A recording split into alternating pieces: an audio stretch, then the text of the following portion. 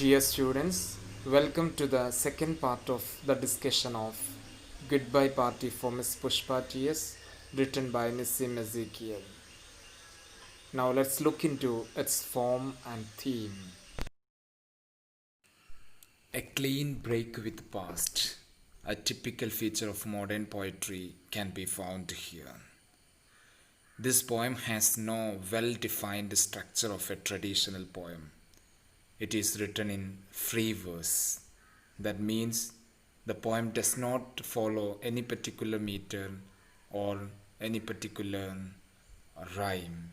Also, it's not a direct statement. The poet employs irony and satire.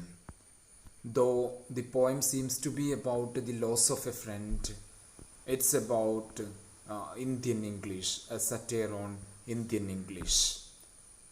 Though the speaker speaks on Miss Pushpa, he unknowingly reveals his character. The poem is a perfect example of a dramatic monologue. What are the features of a dramatic monologue? There will be a speaker who utters the entire speech in a dramatic situation. Number two, the presence of silent listeners, and third one, the speech made by the speaker reflects more about him or her than about the topic of discussion. See, all these features are found in this poem. There is a speaker who speaks in a dramatic situation, and there are listeners who are silent, and the speaker reflects more on him or her than about Miss Pushpa. See, this third feature is very significant because it makes the poem a dramatic monologue, without which the poem becomes a dramatic lyric.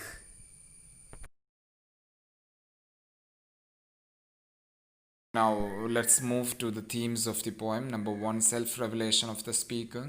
As I told you in the beginning, though the speaker speaks on Miss Pushpa, he or she unknowingly reveals his or her character.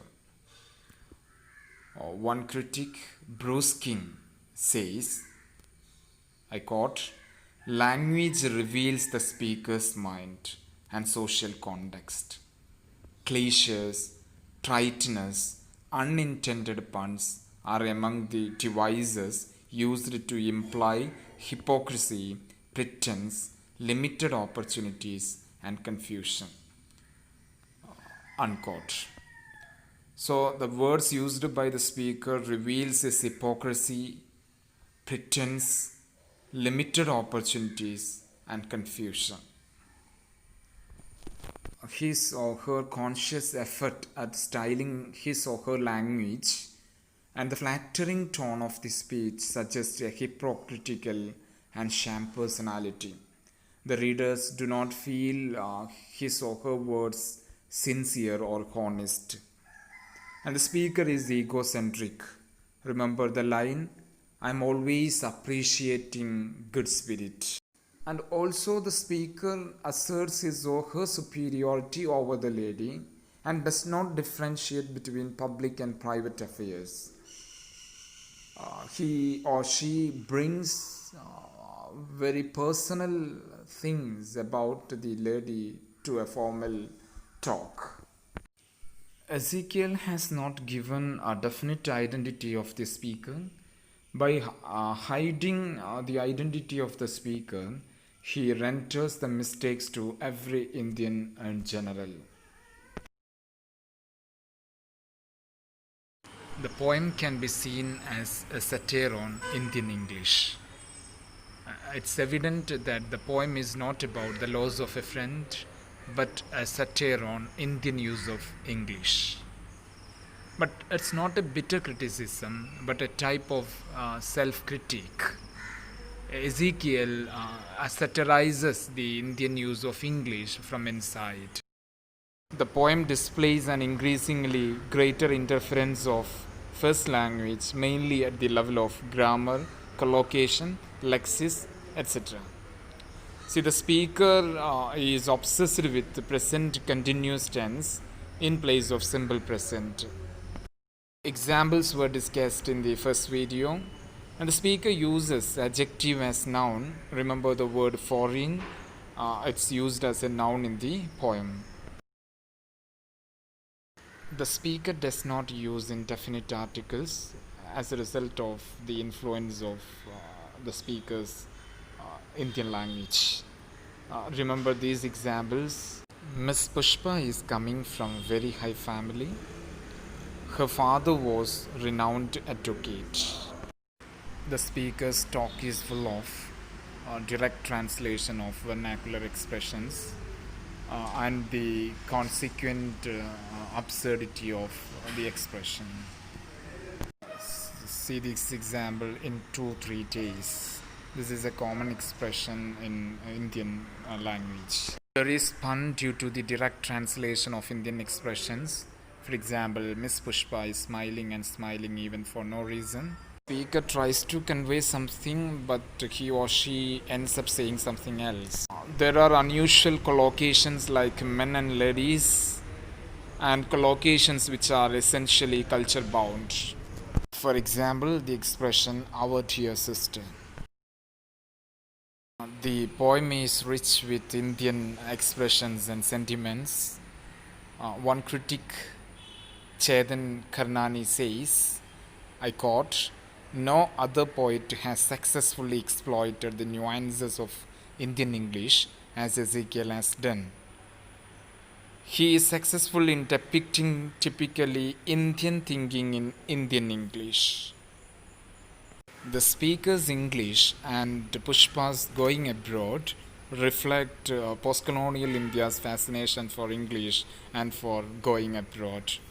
And the disparity between English and Indian modes of social behavior reflects a typical post-colonial cross-cultural situation. The speaker and listeners are inadequate bilinguals. It is important that the listeners cannot identify the mistakes. Remember all these examples: use of progressive tense in place of simple present, adjective as noun, omission of articles, unusual collocations as a result of direct translation from first language. And we see more expressions which are essentially culture bound, as our dear sister and Pushpa Miss. See, the Indianness is inherent in the very title of the poem. The occurrence of the initials at the end of the name is a typical Indian habit.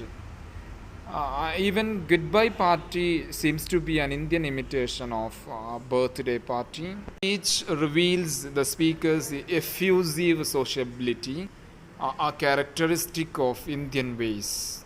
The speaker brings an intimate, informal and confessional attitude to a formal speech. We also see the digression of the speaker from the main topic. This may be a result of unprepared speech.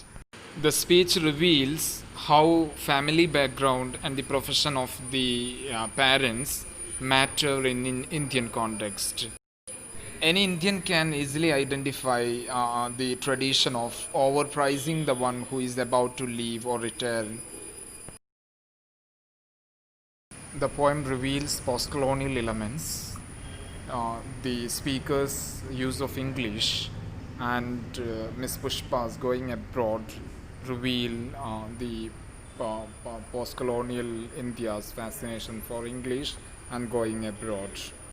Colonial education has brought a type of hybrid culture to India, and see, the speaker and the listeners are inadequate bilinguals as a result of cross-cultural situation. And the humor is that even the listeners could not identify the mistakes made by the speaker.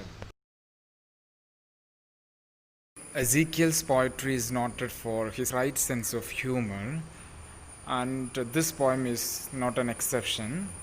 There are two sources of humor in this poem. Number one, Ezekiel's use of Indian English with all its nuances, and number two, the character of the speaker.